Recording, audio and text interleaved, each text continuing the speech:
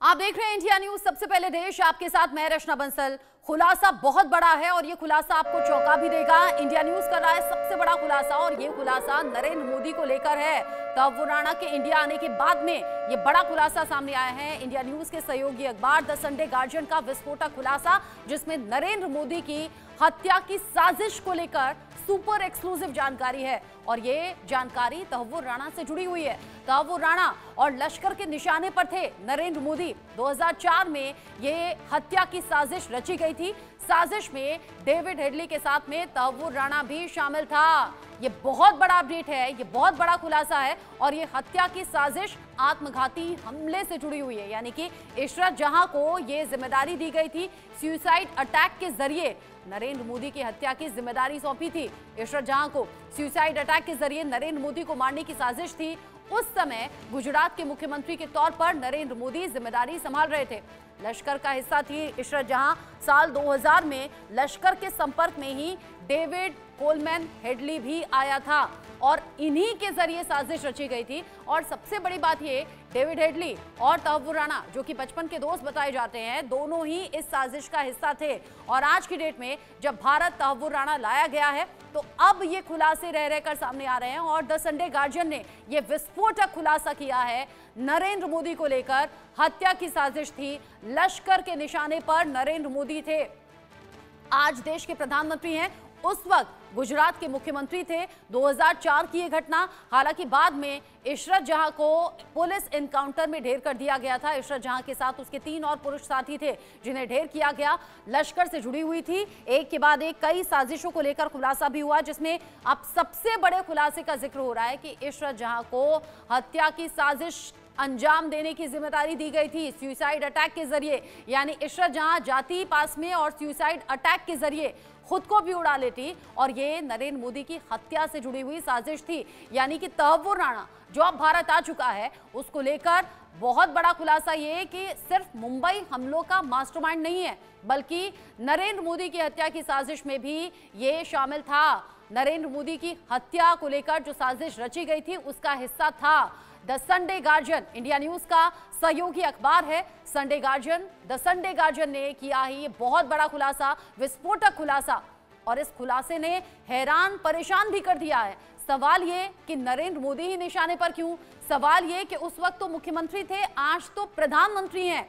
आज तो देश ही नहीं बल्कि वैश्विक स्तर पर कई लोकप्रिय नेताओं को पीछे छोड़ देते हैं। लोकप्रियता के मुकाबले में अगर देखा जाए तो नरेंद्र मोदी नंबर 1 पर काबिज दिखते हैं। जब अमेरिका जैसे देश के राष्ट्रपति, जब जो बाइडेन हुआ करते थे, उन्होंने तक कह दिया कि भाई आपकी जो लोकप्रियता है वो तो आप सबको मात देते हैं, तो मुझे ऑटोग्राफ दे दीजिए। आप सोचिए, अमेरिका जैसे शक्तिशाली देश के राष्ट्रपति भी ऑटोग्राफ मांगते रहे हैं। और आज की डेट में जब इतनी लोकप्रियता नरेंद्र मोदी की है बतौर प्रधानमंत्री और बतौर देश के नेता, तो आप समझिए कि ये खतरा क्या आज भी जिंदा हो सकता है। ये साजिश अगर लश्कर के जरिए रची गई तो इस साजिश से जुड़े हुए अपडेट्स आज की डेट में क्या हैं?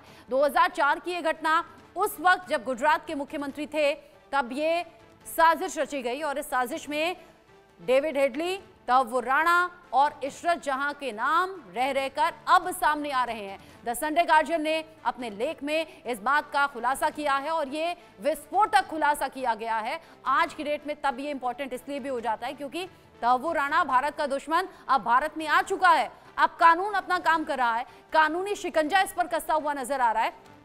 लेकिन 2004 में जो प्लानिंग की, उस प्लानिंग में नरेंद्र मोदी की हत्या की साजिश वाली बात सामने आ रही है। डेविड हेडली के भी अब भारत लाए जाने की मांग बहुत ज्यादा उठ रही है इस खुलासे के बाद। हालांकि कुछ कानूनी पेचीदगियां हैं डेविड हेडली को भारत लाए जाने को लेकर, लेकिन फाइनली ये मोदी सरकार का इनिशिएटिव है और अब ये कोशिशें भी कह सकते हैं कि तहव्वुर राणा, जो कि मुंबई हमलों का मास्टरमाइंड भी है, अब फाइनली हिंदुस्तान आ गया है और उस पर कानूनी शिकंजा कसता हुआ नजर आ रहा है। ये बहुत बड़ी खबर है, ये बहुत बड़ा अपडेट है जिसे लेकर अब देश में हलचल बढ़ गई है, क्योंकि आज नरेंद्र मोदी का जिक्र सिर्फ देश ही नहीं बल्कि विदेशों में भी होता है। लोकप्रियता के मामले में बड़े बड़े नेताओं को पीछे छोड़ देते हैं। यानी कि तहव्वुर राणा जो मुंबई हमलों का ही मास्टरमाइंड नहीं है, जो लोगों की जान गई बेगुनाहों की, सिर्फ उन्हीं का दोषी नहीं है। 175 लोगों ने जान गंवाई थी करीब 17 साल पहले जो आतंकी हमला हुआ था मुंबई में, उसमें तहव्वुर राणा मास्टरमाइंड तो है ही, लेकिन साथ ही साथ 2004 में रची गई इस साजिश में भी ये बराबर का हिस्सेदार रहा। सुसाइड अटैक के जरिए नरेंद्र मोदी को मारने की साजिश थी। और आज की डेट में जब ये खबर सामने आई है ना, तो देश भर में जो मोदी समर्थक हैं, जो प्रधानमंत्री मोदी को पसंद करते हैं, उन्हें अप्रिशिएट करते हैं, उनमें ये बड़े झटके के तौर पर देखा जा रहा है। और साथ ही साथ इस बात की चिंता भी कि ऐसी साजिश कभी रची गई थी और कहीं ये खतरा आज की डेट में तो सर नहीं उठा रहा है, क्योंकि अब रह रहकर हम देखते हैं कि आतंकी गतिविधि होने की कोशिश होती है सीमा पार से। जम्मू कश्मीर में जो घटनाएं के बाद एक सामने आ रही हैं, ये सभी ऐसे प्रश्न चिन्ह हैं जो इस खबर के बाद में खड़े होते हुए नजर आते हैं। तहव्वुर राणा, डेविड हेडली और लश्कर ने एक किलर प्लान तैयार किया था नरेंद्र मोदी को लेकर। 2004 में हत्या की साजिश रची गई थी प्रधानमंत्री मोदी को लेकर। यह सुपर एक्सक्लूसिव खुलासा है इंडिया न्यूज का सहयोगी अखबार द संडे गार्जियन, जो एक के बाद एक इस तरह के विस्फोटक खुलासे करता है। और इस बार यह खुलासा है देश के प्रधानमंत्री को लेकर, लेकिन ये हत्या की जो साजिश है ये उस वक्त की है जब गुजरात में बतौर मुख्यमंत्री नरेंद्र मोदी जिम्मेदारी संभाल रहे थे। और यहां जो हत्या की साजिश में इस्तेमाल की जानी थी वो एक महिला इस्तेमाल की जानी थी। और आपने देखा होगा जब जब इस तरह की प्लानिंग होती है तो औरतों का सहारा लिया जाता है ताकि किसी को कोई शक ना हो। वो तो गनीमत है कि जून 2004 में मुठभेड़ हुई और इसी मुठभेड़ में इशरत जहां अपने 3 और पुरुष साथियों के साथ में मारी गई थी, ढेर कर दी गई थी। हालांकि इसको लेकर राजनीति भी अलग अलग तरीके से हुई और अब ये खुलासा बड़ा चौंकाने वाला है। ये बहुत बड़ा खुलासा है नरेंद्र मोदी को लेकर। और अब इस खबर के सामने आने के बाद तमाम जो बीजेपी प्रवक्ता हैं वो इसको लेकर फिक्र जाहिर कर रहे हैं और चिंता जाहिर कर रहे हैं और बता रहे हैं कि ये कितनी बड़ी खबर है और कैसे ये कितना बड़ा खतरा रहा। इस पर बात करने के लिए मेरे साथ में एनके सूद जी जुड़ गए हैं, पूर्व रॉ अधिकारी मेरे साथ में जुड़े हुए हैं। सर, आपका इंडिया न्यूज पर स्वागत। ये खबर आपने सुनी, आपको भी उतनी हैरानी हुई होगी, आप भी उतने ही चौंक गए होंगे, लेकिन सवाल मैं ये पूछना चाहती हूं कि नरेंद्र मोदी ही क्यों? देखिए, मैं कोई चौंका नहीं, मुझे पता था इस बात का। I knew it. जो भी कुछ गुजरात के अंदर हुआ, चाहे आपका गोधरा कांड हुआ, इसके ऊपर नरेंद्र मोदी को पहले से टारगेट करने की प्लान थी। और ये नहीं है पीएम बनने के बाद भी उनको प्लान के टारगेट करने की बात की गई है। आज वर्ल्ड के अंदर जो सबसे ज्यादा जो खतर, जिसके ऊपर सबसे ज्यादा खतरा है वो पीएम मोदी है। मैं आपको एक बात बताऊं कि पीएम मोदी 2015 में टर्की गए थे G20 के समिट अटेंड करने। लंदन से चले गए टर्की में। टर्की में जब गए तो उनको सबसे ज्यादा वहां पे सिक्योरिटी का कंसर्न था और उनके लिए 3 लेयर की सिक्योरिटी दी गई। रॉ तो उनको दिया, रॉ तो देता उनको, एसपीजी के कमांडो होते हैं हमारे पास, साथ में उनके साथ मोसाद थी, साथ में MI5 थी। ये सारे उनको प्रोटेक्शन दे रहे थे और उस टाइम पे ओबामा थे, लेकिन सबसे ज्यादा प्रोटेक्शन पीएम मोदी को दी गई। उनको सबसे ज्यादा खतरा था और इसलिए खतरा था कि पीएम मोदी आज भी सबसे ऊपर है टारगेट के ऊपर, नंबर 1 पे चलते हैं पीएम मोदी। और वहां पे क्या था, 2 प्लेन रखे गए थे एयरपोर्ट पे। एक तरकीब में वहां पे कोशिश की जानी थी कि वहां पे हो सकता है बड़े बम ब्लास्ट किए जाए, सब वहां पे हड़बड़ बन जाए, तो वहां पे 2 प्लेन रखे गए थे पीएम मोदी के।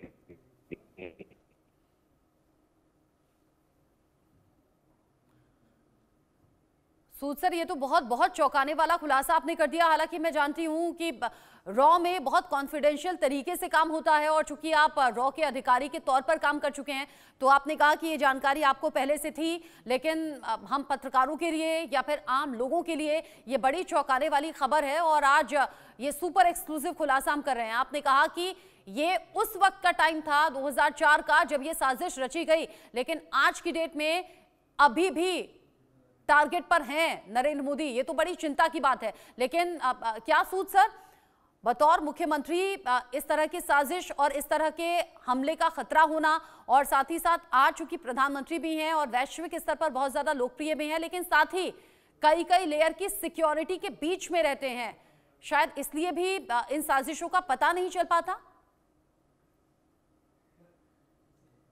सूद सर जी, मेरी आवाज आ रही है आपको? हाँ जी, अब आ रही है सर, मैं कह रही हूँ कि रॉ में बहुत कॉन्फिडेंशियल तरीके से काम होता है। आपने कहा ये चीज आप पहले से जानते थे, जाहिर सी बात है हम पत्रकार हो या आम लोग हो, हमें आज इस बात का खुलासा हो रहा है, आज इसे जानकर हम बहुत ज्यादा चौंक जा रहे हैं, लेकिन उससे भी ज्यादा चौंका रही है ये बात। आपने कहा बतौर मुख्यमंत्री तो खतरा था ही, लेकिन पीएम बनने के बाद ये खतरा और ज्यादा बढ़ गया। जब भी कोई इंडिया के अंदर बड़ा काम होता है तो बाहर से साथ में इंडिया का सपोर्ट होता है, इंडिया से बहुत कुछ किया जाए, बहुत सी बातें बहुत सी बातें हुई जो गवर्नमेंट को इन्फॉर्मेशन दी गई, लेकिन जानबूझ के उस पर कोई काम नहीं किया है। हर एक का अपना एजेंडा, हर एक का अपना काम है। रॉ का काम इन्फॉर्मेशन देना, अगर रॉ को कहेंगे जी आप इस पे आ जाइए, कमांडो भेजिए, तो रॉ वो भी कर देगा। आप 26/11 की बात कर लीजिएगा, आपके कमांडो कब आए? कमांडो आपके 2 दिन के बाद पहुंचेगा क्या? क्या हमारे पास कमांडो की कमी थी? क्या हमारे आर्मी की कमी थी? आपका IC-814 हाईजैक हुआ, अमृतसर में लैंड कर गया, 1 घंटे खड़ा रहा, उड़ गया, तो कहते जी हम तो कमांडो भेजने थे, तब तो कुछ किया नहीं। फिर उसके बाद पाकिस्तान चला गया, पाकिस्तान से कहते हैं लोगों को मत भेजो। पाकिस्तान ने कहा हम क्यों रोकेंगे, हम तो, उन्होंने तो उड़ा दिया वहां पे। वहां से चला गया UAE के अंदर, तो कोई यहाँ पे एफर्ट नहीं की गई। जब तालिबान के कब्जे में चला गया तो फिर यहाँ से टीम गई और टीम ने देखा वहां तो कुछ हो नहीं सकता। देखिए बहुत से इंसिडेंट हुई जिसके ऊपर रॉ को पता था, रॉ के लोगों ने खबर दी। ये तो बड़ी हैरान करने वाली बातें हैं इनके सूद सर। आप कह रहे हैं कि ये खतरा बहुत बड़ा है और अब ये खतरा सिर्फ 2004 नहीं बल्कि आज की डेट में भी बड़ा है। आप मेरे साथ में रहिए इनके सूद सर। मेरे साथ में प्रदीप भंडारी भी जुड़ गए हैं जो कि बीजेपी के प्रवक्ता हैं और राष्ट्रीय प्रवक्ता के तौर पर उनकी पहचान है। प्रदीप जी, आपका भी इंडिया न्यूज पर स्वागत। ये खबर कि प्रधानमंत्री मोदी जिस वक्त मुख्यमंत्री के तौर पर जिम्मेदारी संभाल रहे थे 2004 में, हत्या की साजिश, आज की डेट में तमाम मोदी समर्थकों को और अब तो बीजेपी के नेताओं के भी रिएक्शन सामने आ रहे हैं। ये बड़ी चिंता की बात है, लेकिन मेरा सवाल ये कि आखिर नरेंद्र मोदी क्यों निशाने पर? रचना जी, पहले तो संडे गार्डियन और ITV नेटवर्क की पूरी टीम को बहुत बहुत बधाई कि उन्होंने इतना बड़ा एक्सक्लूसिव स्कूप किया है। देखिए, दरअसल बात यह है रचना जी, क्योंकि प्रधानमंत्री नरेंद्र मोदी हमेशा से नेशन फर्स्ट की बात किया करते थे। अगर आपको याद होगा, कांग्रेस पार्टी के समय में जब इशरत जान जैसी आतंकवादी जिसकी लिंक LET के साथ में थे, कांग्रेस के कई नेता जो है उसको एक मासूम सी औरत के रूप में प्रदर्शित करते थे और अपने तुष्टीकरण के वोट को खुश करने के लिए उस पर कार्रवाई नहीं करते थे। अब जब संडे गार्डियन की स्टोरी ये रिवील कर रही है कि तौर राना जो 26/11 का मास्टरमाइंड था, वो भी इस पूरे के पूरे प्लॉट के पीछे हो सकता है, क्योंकि वो LET के साथ में टच में था। अब सवाल ये उठता है कि जब UPA की सरकार 10 साल तक थी, ऐसी क्या विवशताएं की कांग्रेस पार्टी की कि ना वो LET के ऊपर एक्शन ले पाई, ना वो तौर राना को वापस लेकर पाई। इससे यही स्पष्ट होता है कि UPA की सरकार नेशनल सिक्योरिटी को कॉम्प्रोमाइज करती थी और ये हमने तमाम बार देखा है। 26/11 के बाद में भी जब सर्जिकल स्ट्राइक करनी थी, नहीं सर्जिकल स्ट्राइक करी। तौर राना के खिलाफ एक वाटर टाइट केस तैयार करना था, नहीं तैयार किया गया। और आज की जो ये संडे गार्डियन की एक्सक्लूसिव स्टोरी है, इसने ये स्पष्ट कर दिया कि Tahawwur Rana was or could have been behind the attack to assassinate the prime minister who was the then chief minister of Gujarat. अच्छा, अभी ना इनके सूद सर भी जुड़े हुए थे जो पूर्व रॉ अधिकारी हैं, वो एक और खुलासा कर रहे हैं। वो ये कह रहे हैं कि हम तो चूंकि रॉ में थे, इस तरह की इंफॉर्मेशन सरकार तक पहुंचाते थे कि हाँ ऐसा खतरा है, लेकिन टाल दिया गया, इग्नोर की गई ये चीजें बजाय कि सुरक्षा देने के या इस बात का संज्ञान लेने के। ये तो और भी खुलासा हैरान कर रहा है उस वक्त UPA सरकार के लिए। रचना जी, मैं इस बात से हैरान नहीं हूं, क्योंकि UPA की सरकार ने 26/11 के बाद उसको हिंदू आतंकवाद और RSS की साजिश कहा था। 26/11 के बाद अगर आपको याद होगा, दिग्विजय सिंह ने एक ओपन बुक निकाली थी जिसमें वो कहा था कि भाई पाकिस्तान इसके पीछे नहीं है, RSS इसके पीछे है। इससे बड़ा षड्यंत्र नहीं हो सकता था। हाफिज सईद जैसे आतंकवादी जो है उसको हाफिज सईद जी ये कह रहे थे। एक और केबल भी बाहर रिलीज हुआ है जो US एम्बेसी का केबल है, जो हमने देखा कि किस तरीके से US एम्बेसी भी ये कह रही थी कि उस वक्त के माइनॉरिटी अफेयर्स मिनिस्टर अंतुले जी थे, जो ये कह रहे थे कि भाई हम लोग एक्शन नहीं लेंगे क्योंकि हमको माइनॉरिटी के वोट को खुश करना है। सूद साहब का स्टेटमेंट ये स्पष्ट करता है कि जो हमारी एजेंसीज थी, भले रॉ, IB और अदर इंटेलिजेंस एजेंसीज थी, वो प्रोफेशनली काम कर रही थी, परंतु कांग्रेस पार्टी के पॉलिटिकल प्रेशर के कारण उनके काम को एग्जीक्यूट नहीं किया जा रहा था। इससे यही स्पष्ट होता है कि मैं तो ये भी डिमांड करूंगा कि जब ये आगे जांच जाएगी तो ये भी स्पष्ट होना चाहिए कि क्या वहां पे सोनिया गांधी और P चिदम्बरम का दबाव था कि ये जो केसेस थे, भले वो तौर राना को वापस लाने की बात हो, भले वो इशरत जान का केस हो, इन सब में ये इन सब को प्रोटेक्ट करना चाहते थे, क्योंकि अल्टीमेटली उनको प्रधानमंत्री नरेंद्र मोदी जी से पॉलिटिकल खतरा था। अच्छा, इशरत जहां के एनकाउंटर को लेकर तमाम तरह की राजनीति हमने देखी है और उसका जिक्र आपने भी किया।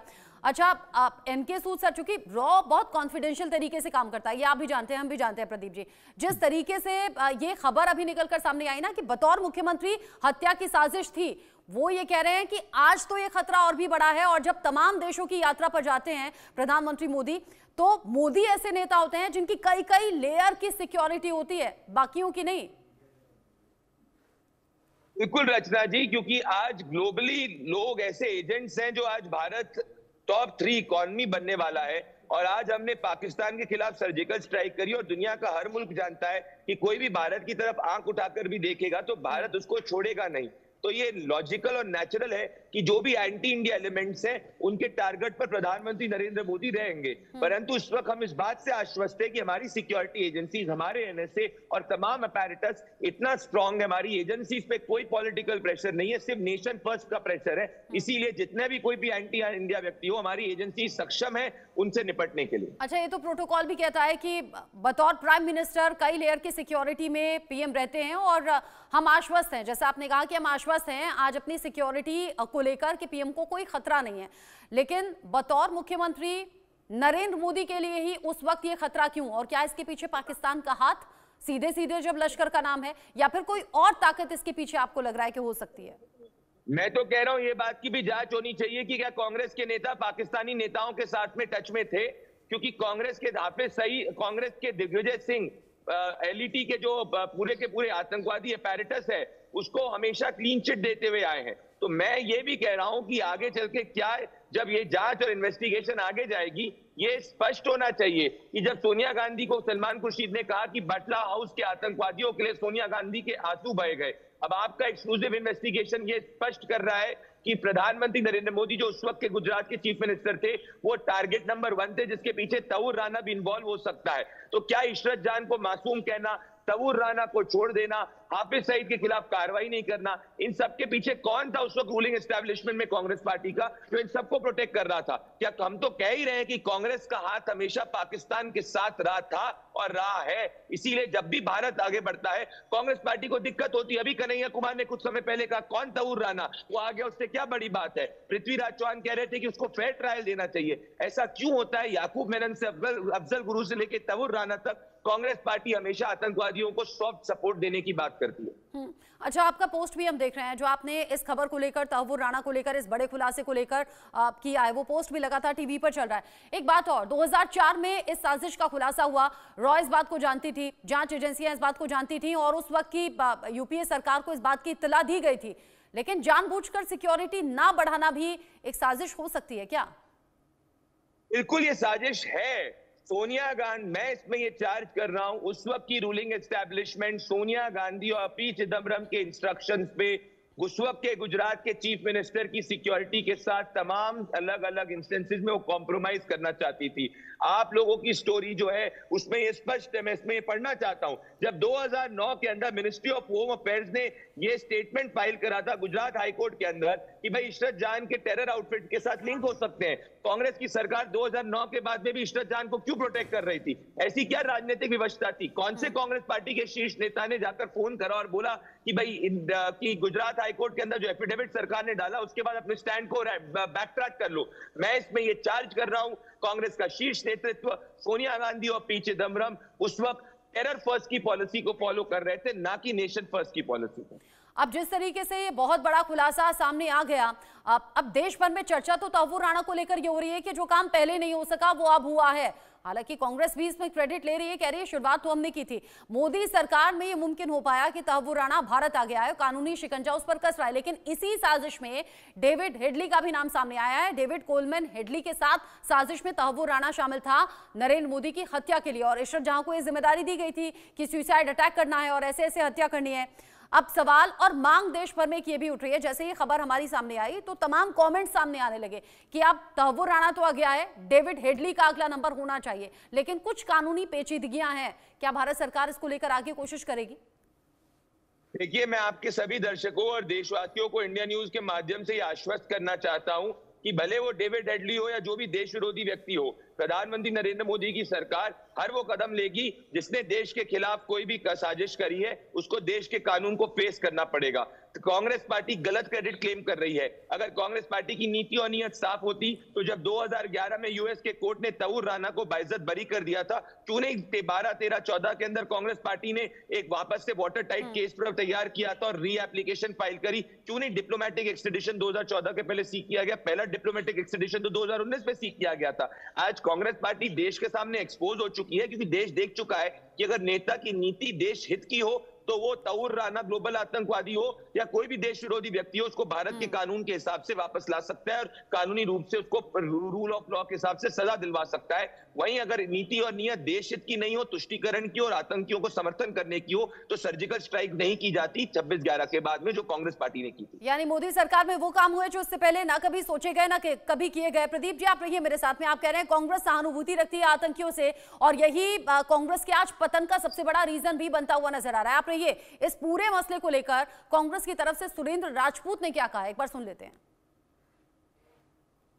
तहावुर राणा और डेविड कोलमैन हेडली ने नरेंद्र मोदी जी को मारने की कोशिश की, तो आज की डेट में तहावुर राणा हमारे कब्जे में है और डेविड हेडली को हमारे कब्जे में आना चाहिए। उसको वायदा माफ गवाह क्यों बनाया है नरेंद्र मोदी जी की सरकार ने, इसका भी प्रश्न उठाया जाना चाहिए। एनआईए को चाहिए कि हमारे देश के प्रधानमंत्री को मारने का प्लॉट अगर कोई रच रहा है तो उस साजिश का पूरा पर्दाफाश हो।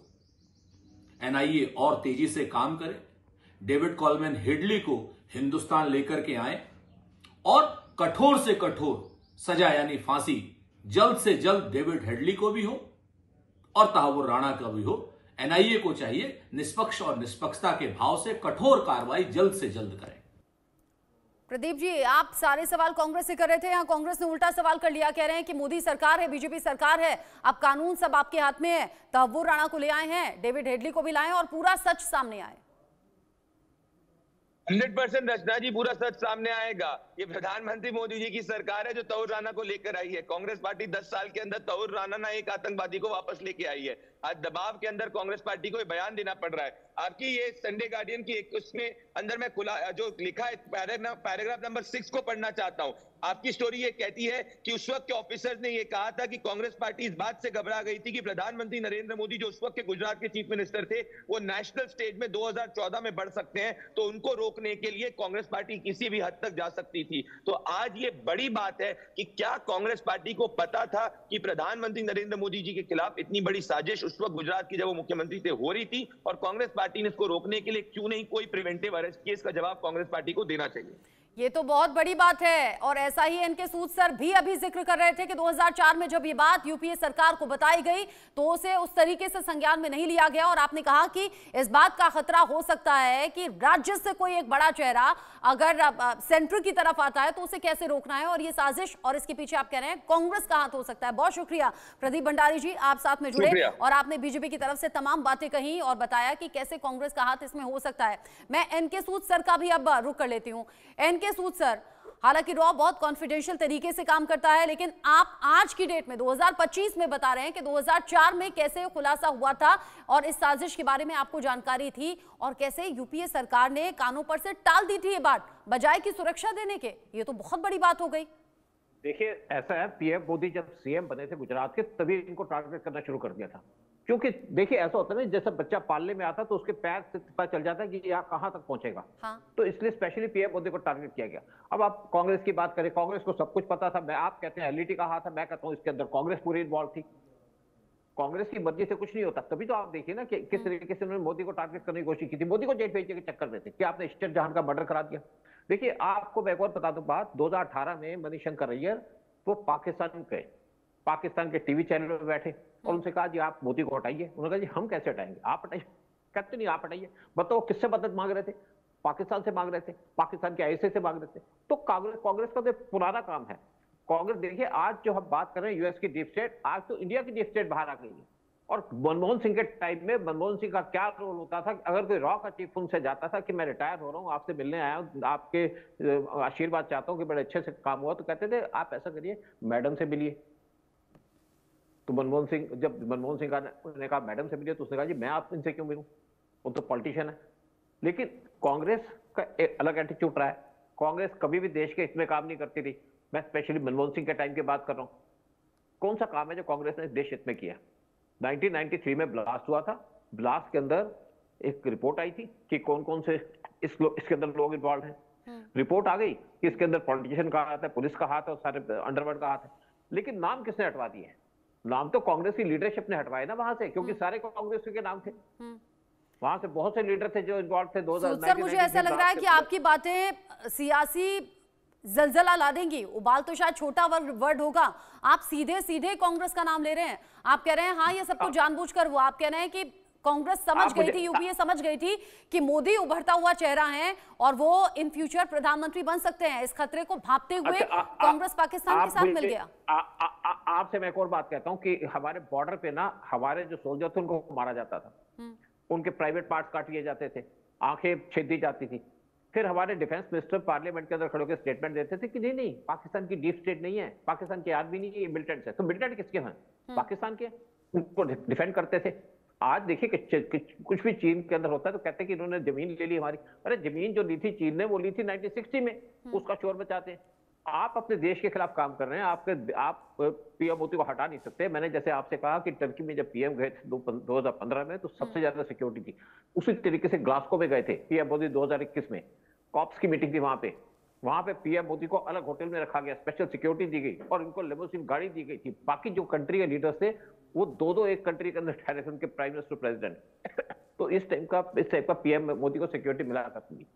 और आज भी वर्ल्ड में सबसे ज्यादा खतरा किसी को है, वो है पीएम मोदी का। क्योंकि पीएम मोदी से लोग नफरत करते हैं, क्योंकि पीएम मोदी देश को आगे लेके जा रहे हैं, इसलिए लोग नफरत करते हैं। और देखिए बाहर के लोग तो नफरत करते हैं, अंदर के करते हैं, क्योंकि पावर में नहीं आ पा रहे। पिछले 13 साल से या 10-11 साल से बैठे हैं, पावर में नहीं आ पा रहे। मोदी को हटाने के पास उनका कोई चारा नहीं है। यानी आप कह रहे हैं 2004 में जो साजिश हुई थी आगे बढ़ने से रोकने को लेकर, वो साजिश अभी बरकरार रह सकती है या है? बिल्कुल है, बरकरार है अभी भी। आप देख लीजिए ना, तहव्वुर राना के ऊपर कांग्रेस ने क्या स्टेटमेंट दी। वो कहता है जी अमित शाह ने ऐसा किया, फलाना किया। अरे आप बात कीजिए, आप नहीं ला पाए। फिर आपको मैं एक और बात बड़ी क्लियर कह दूं। अभी जैसे भंडारी साहब भी कह रहे थे, डेविड हेडली की बात कर रहे थे। देखिए डेविड हेडली इंडिया में नहीं आ सकता, यूएस उसको नहीं भेजेगा।